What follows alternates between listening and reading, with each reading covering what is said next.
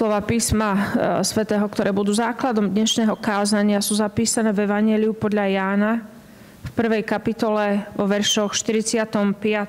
až 51., kde v mene Pánovom čítame tieto slova.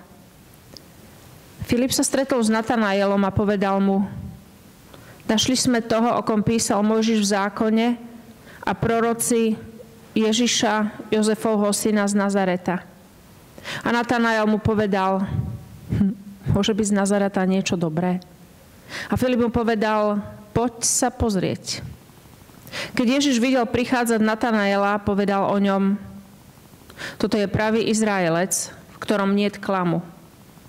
Natanael sa ho opýtal: Odkiaľ ma poznáš? A Ježiš mu odpovedal: Videl som ťa prv, ako ťa Filip zavolal, keď si bol pod figovníkom. A Natanael mu povedal: Rabi, ty si Boží syn, ty si kráľ Izraela. Ježiš mu odpovedal: Veríš, pretože som ti povedal, videl som ťa pod figovníkom? Uvidíš väčšie veci ako toto. Veru, veru, hovorím vám, uvidíte otvorené nebo a Božích anielov vystupovať a zostupovať nad synom človeka. Toľko je slov z písma.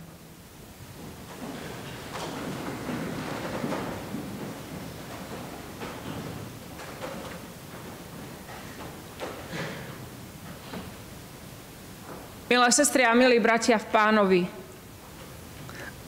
z tohto biblického textu vyplýva jedna zásadná otázka.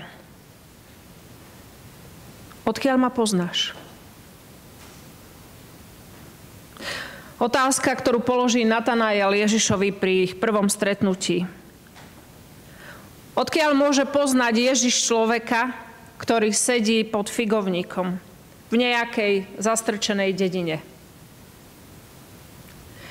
Odkiaľ môže poznať Ježiš teba, ktorý sedíš v laviciach vo Vyšnom čaji? Odkiaľ?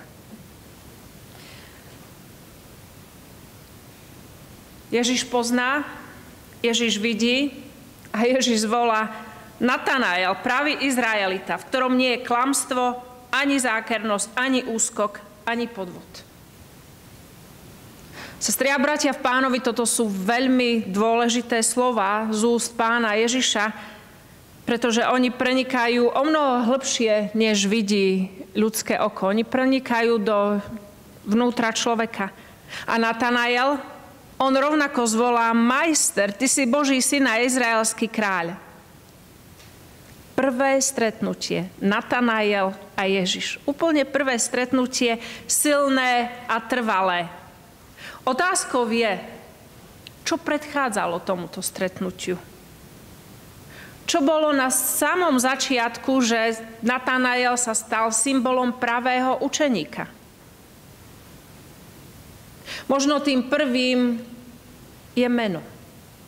Pretože meno Natanael v pôvodnom hebrejskom jazyku Netanel znamená Boh daroval. A otázkou je, čo mohol Boh darovať Natanaelovi. A tých možností je niekoľko. Možno vo vnútri Natanaela klíčila túžba po vzťahu. Ale nie po vzťahu povrchnom, ale po vzťahu, ktorý bude dávať zmysel jeho ľudskému životu. A možno, že to bola túžba po pravde, pretože Natanael odmieta lacné odpovede a chce niečo skutočné, niečo hlboké. A možno je to túžba po úprimnosti, ktorá sa nebojí odhaliť svoje vnútro, nebojí sa výsmechu a to vnútro vie, že bude prijatý. A možno to je všetko, po čom túži Natanael. Vzťah, pravda, úprimnosť, prijatie, zmysel ľudského života. Sestri a bratia v Kristu, po čom túžite vy? Po čom túžite vy vo svojich vzťahoch? A čo prežívate teraz, v týchto chvíľach vášho života? Sedíte pod figovníkom? Ste na ceste? Ste v pohybe? Stojíte? Nad čím premýšľate? Možno vaše skúsenosti hovoria o tom, že ani pravda, ani úprimnosť, ani prijatie od vašich kolegov, s ktorými sa stretávate každý deň v práci, nemôžete nič hlboké očakávať. Že všetko je také povrchné, také lacné. A možno podobnú skúsenosť máte vo svojich rodinách. Že aj tie vzťahy sú nejaké povrchné a nedávajú zmysel. A možno sa cítite sami a opustení. A nemáte nikoho, kto by vám rozumel. A možno práve teraz sedíte pod figovníkom, kde si zastrčený a máte pocit, že o vás nikto nevie, že vás nikto nepočuje, že ste na tomto svete opustení. A možno aj Boh, na ktorého ste sa doposiaľ spoliehali, že možno aj Boh má teraz pauzu vo vzťahu. A možno v hĺbke svojho srdca očakávate takého Filipa, ktorý príde a povie, tak ako to povedal Natanaelovi, našli sme toho, o ktorom písal Mojžiš v zákone i proroci. Našli sme Ježiša, Jozefovho syna z Nazareta. Našli sme ho. A vy? A vy teraz máte jedinečnú príležitosť. Pretože máte možnosť vstať a ísť. To je jedna možnosť. Lenže druhá možnosť je zostať sedieť a čakať na lepšiu príležitosť. Vstať a ísť, alebo sedieť a čakať. Čo urobíte? Všimnime si, čo urobil taký Natanael.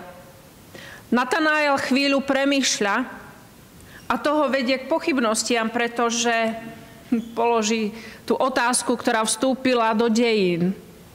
Z Nazareta. Môže byť niečo dobré z Nazareta?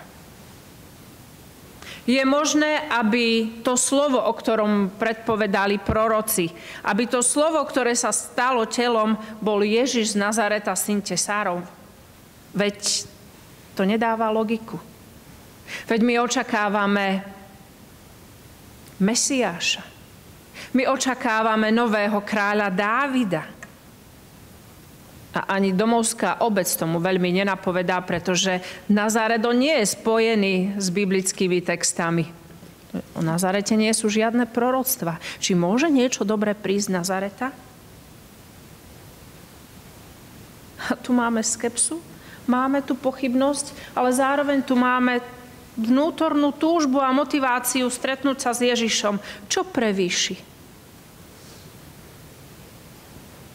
Čo ak napriek vonkajším okolnostiam je Ježiš tým, na koho Natanael celý svoj život čaká? A ak nie, možno to bude ďalšie sklamanie a možno to bude ďalšie vysedávanie pod figovníkom. Ako ste na tom vy a vaše vnútro? Vykročíte v ústrety Ježišovi? Alebo sa necháte prehovárať? Alebo zostanete v pochybnostiach a poviete si, tak na toto sa ja nedám. A možno vo svojej mysli máte množstvo predsudkov, prečo nepokročiť vo svojej viere ďalej. Pretože si poviete, že nakoniec je mi dobre tam, kde som. Sedím, premýšľam, spochybňujem, kritizujem, ohováram, hnevám sa, ale neurobím krok vpred. Pretože čo ak to nedopadne dobre? Otázkou je, sestry a bratia v Kristu, čo vlastne hľadáte? Čo hľadáte? Faktom je, že Boh na vás čaká. Aj dnes si povoláva svojich učeníkov do služby.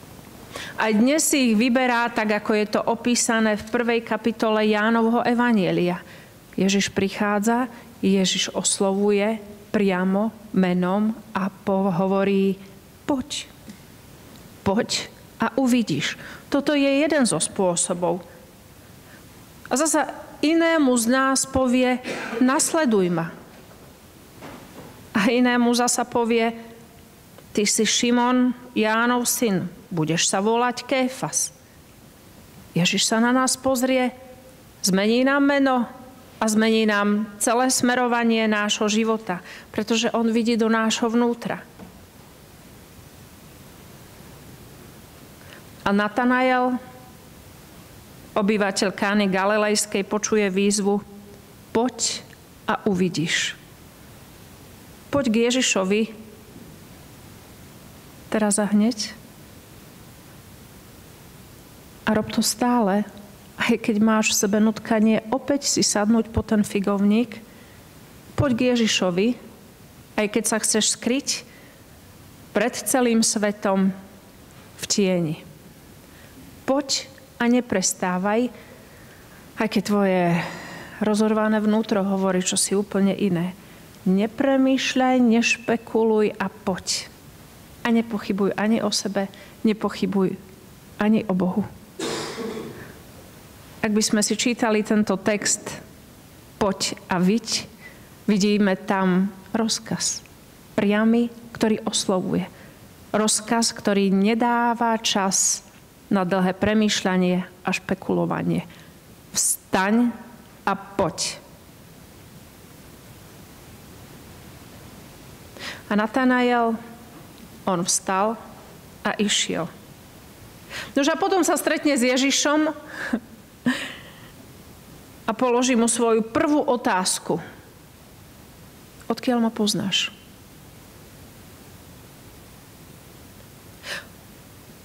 A tu v Natanaelovi nastáva vnútorný rozpor, pretože premýšľa. Odkiaľ ma poznáš? Znamená to, že vidí Ježiš do môjho vnútra? Alebo vidí iba to, že pochádzam z Kány Galilejskej? Alebo vidí iba to, že som sedel pod figovníkom? Čo vlastne vidí Ježiš? A potom pochybnosť človeka.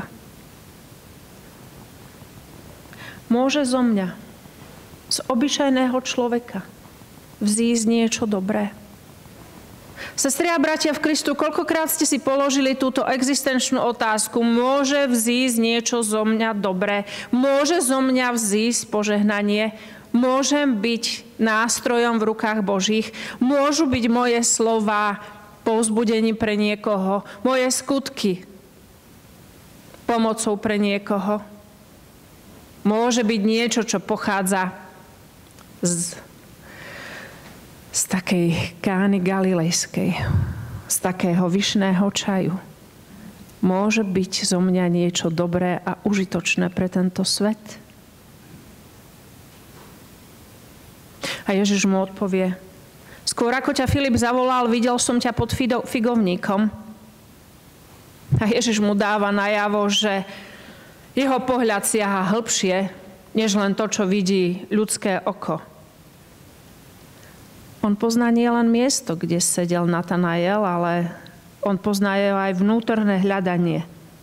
A vidí jeho úprimnosť, jeho túžbu po pravde, jeho nepokoj, jeho otázky, jeho vnútorné zápasy. Ježiš vidí do každého jedného z nás a preto Natanael vyzná: Rabi, ty si Boží syn, ty si kráľ Izraela. Pretože pochopí, že má pred seba niekoho, kto ho úplne presahuje. Sestri a bratia v Kristu, možno tento príbeh nie je iba o Natanaelovi. Možno tento príbeh je práve o vás. Pretože aj z vás chce mať Boh svojho verného učeníka, ktorý je odhodlaný vstať a ísť v každú chvíľu. A preto je tu pre nás, pre každého jedného z nás, tá dôležitá výzva. Urob krok viery. Vstaň zo svojho miesta, kde sa nachádzaš, kde prešľapuješ. Vstaň spod svojho tieňa, spod figovníka. Vstaň a urob krok vpred. Aj keď máš pochybnosti. Neváhaj. Pretože ten tieň sa môže predĺžiť. Ten tieň ťa môže pohltiť a v tom tieni sa môže stratiť. A maj na pamäti, že Ježiš ťa pozná. Volá ťa po mene, pozná ťa po mene a čaká na tvoje vyznanie. A práve dnes je čas odpovedať. Pane, Ty si Boží syn a Ty si kráľ môjho života. Amen.